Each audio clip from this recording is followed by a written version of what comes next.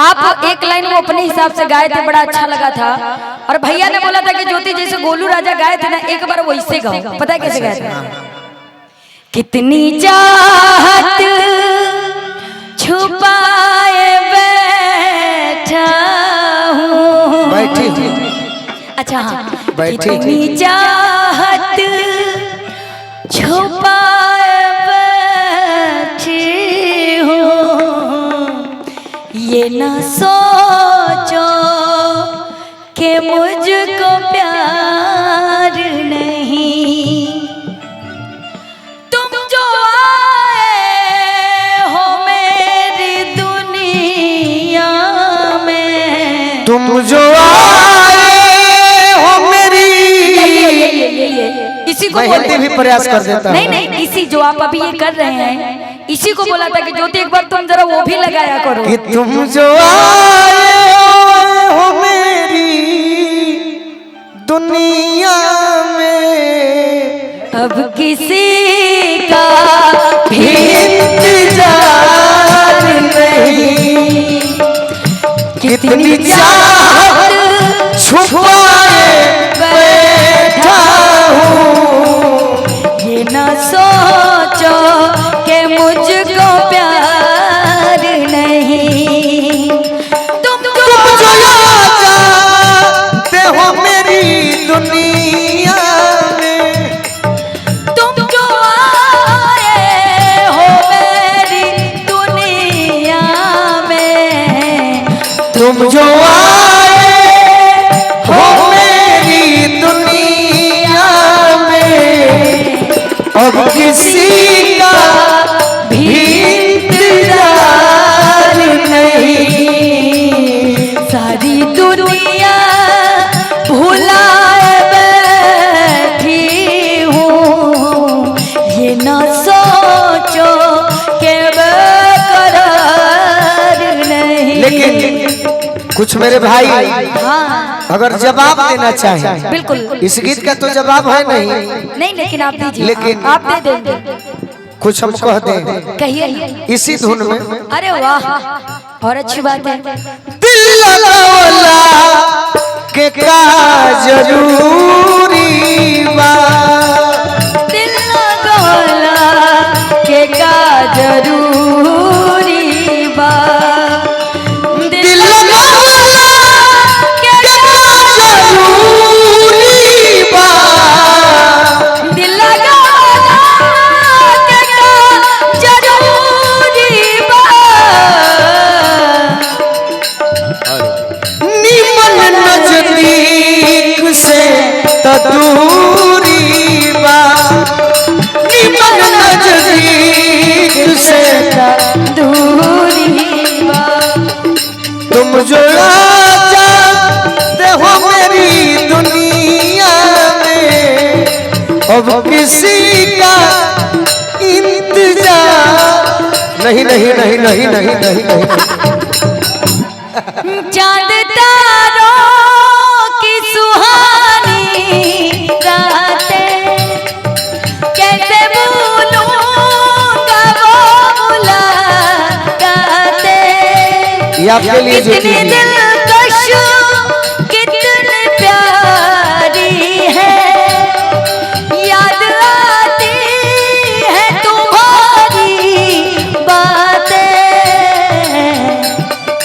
मैं भी सपना सजाए बैठी हूँ, मैं भी सपना सजाए बैठा हूँ, ये न कहना कि प्यार नहीं। मैं भी सपना सजाए बैठा हूँ, ये न कहना कि प्यार नहीं। तुम जो आए हो मेरी दुनिया। इस गीत के हकदार आप हैं। नहीं ऐसे का अब लज्जवा दो रहे नोट हैं। को 500 के 50 के तक हम नहीं आप दोनों ले लीजिए, आइए ना इधर, आप दोनों ले लीजिए, आप दोनों के हकदार हैं। ये दे दी है ना नो इका करो तो नहीं पुलिस प्रशासन के बहुत बहुत धन्यवाद। लेकिन पुलिस प्रशासन की बात आई है तो एक गाना आपके साथ गाइए नहीं। एगो जने के एगो जान भोजपुरी में ना ना ना एगो जैसे सर जी बाड़न ऐसा शादी भइल बनाया ना और उनकर मेहरारू बिना ना गौना करा के आइल बड़ी, लेकिन उनकर सैया जी जात रहे कहां सीमा पर आ बड़ा सुंदर भाव से कहत रही। अब हम ही कह दी तहरा से तो हम कुछ कहो ना ज्यादा ई गीतिया के बाद तो भाई फौजी के बाद माने फौजी बड़ी प्रेम करिला ऐसे।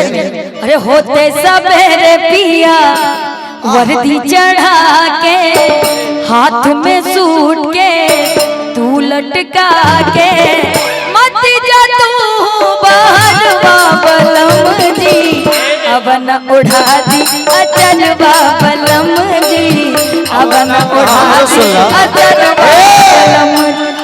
होते सबेरे पिया वर्दी चढ़ा के हाथ में सूट के तू लटका के मत जा तू बहनवा बलम। ए ज्योति ज्योति हम ना बोलो तो से हटा भागा ज्योति है जब मारो करू ए जा आंख रही तो फूट जाइत कि ना। आई रे बाकी हमरो सुनो। अच्छा मान लता हर पियावा सीमा पर गइल बड़े आ कुछ देवरा घरे रहे तो ओकरा खातिर ना कहबो तोहरे जैसन देवर घरे ना किन्नन तो के भैया ए हमर सैया पढ़ी के पति रोरा आ जाइब गैया भइल गया माटी देवरवा बोलमुजी घोरता जवानी में जहरवा बोलमुजी सखिए के रहना बजरा।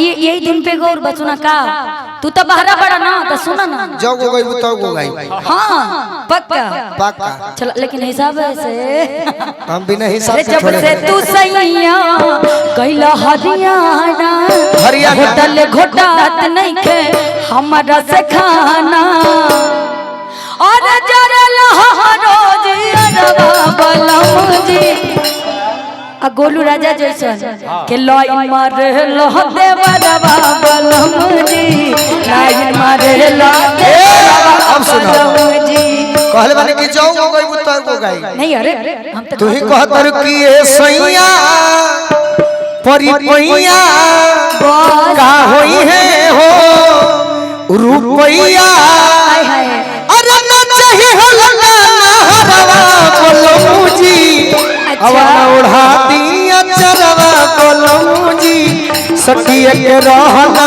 बजरवा। ए जय गो कहू अरे भौज के नौकरी बा कैसन ई नौकरी अब भोले घरे रह के ढोले ता टोकरी आवा बोलू ना तो फसरी लगाई काहे मोरम मरे मर अरे नहीं तो देवरवे पोचोती रही जाई काहे अब जवाब हम सब काहे मत पूछो जे बियाह कर के अपना सैया जी से देवरे के संगे रह जाई कारण बा का जेकर पियावा 10 साल सुना ना पहले का बा सुनो कारण सुनो ना पहले भाव सुनो कारण ना सुनी के नौकरी बा ई कैसन हा नौकरी बहुत अच्छा नौकरी है राइफल बड़ी काम करे नया नया बियाह भइल बा छोड़ के बाहर जाइबा भोले घरे रह के अरे राजा जी ढोले ता टोकरी हम अगर नहीं गाते ना तो फौज के जवान रहते। सुना ना नहीं सही कहते हैं नौकरी खराब मत कहो। अरे आप भोजपुरी के जवान हैं जी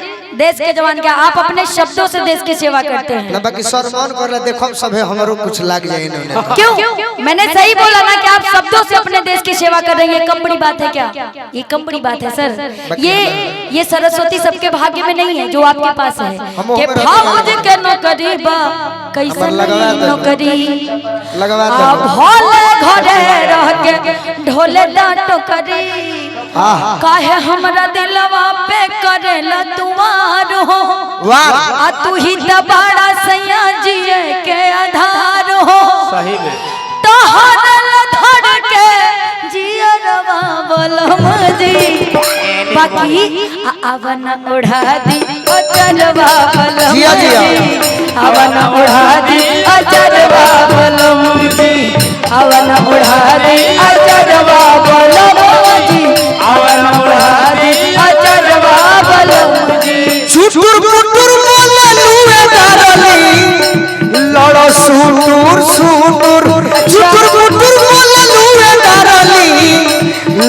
सुटूर सुटूर आ जोनहरी में चल न करे एक मिनट अब तो हमारे के कटब घर नहीं बा कि जोनहरी में चलबा बियाह कला इज्जत से ले चला घरे के जोनहरिए खाली बा बतिया नहीं सुनत भोला भैया जोनहरी में ले जाए वालन का काम आवारा गर्दी होला आवारा लोग जोनहरी में ले जाला जे असली मर्द होला बियाह करके अपने घरे ले जाला अच्छा अब लिया जाए तो बोला ना कि चुटुर पुटुर बोले लुए गोरिया बियाह में सुनो बोले के पड़ी बोले के हम बोला तनी बियाह होई जब लगन नियर आई पंडित जी से देखवाई कि लगन कब तो जरूरी बा कि ओकरा पहले तू जोनहरी में जइबा हमरा संगे हमार मन बेचैन रही तब का कर अरे चलता हटा मना के चुटुर पुटुर बोले लुए गोरिया लड़ सुटुर सुटुर अच्छा आ जोनहरी में चल न करे के आ खूब गुटुर गुटुर जोनहरी में चल न करे के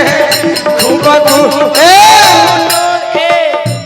और एगो बात कही का पिज्जा लेखा पतरी कमरिया बरगर लेखा गाल चुप रह अब भरेलू चौकड़ी गली में कैसन आ चौमिन लेखा चाल भरेलू चौकड़ी गली में चौमिन ले आवो आवो आवो आवो हई रे हई एगो बड़ा निमन गाना बता रहा ले कहीं